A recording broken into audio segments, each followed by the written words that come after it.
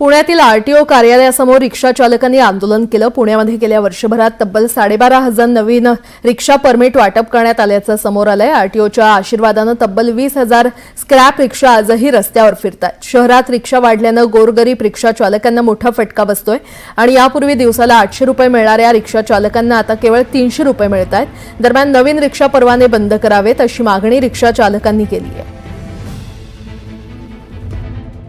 आमची मागणी हीच आहे की यांनी लवकरात लवकर त्वरित परवाना बंद करावा। आरटीए तर्फे पुणे आरटीए तर्फे 2022 मध्ये याबाबतचं पत्र टीसी ऑफिसला व सरकारला पाठवण्यात आलेलं होतं, परंतु त्याचे पुढे काय झालं त्याची आता काही माहिती नाही। परंतु पुण्यामध्ये सध्याची स्थिती अशी आहे की आमच्या एका भाकरीमध्ये 10 लोक हे सहभागी झालेले आहेत, ज्यामुळे आम्हाला उपासमारीची वेळ येते। आजच्या पिरियडमध्ये रिक्षा चालकांचा धंदा होत नाहीये काय, त्याच्यामुळे काय होतंय आपसी मतभेद चालू झाले रिक्षा चालकांमध्ये।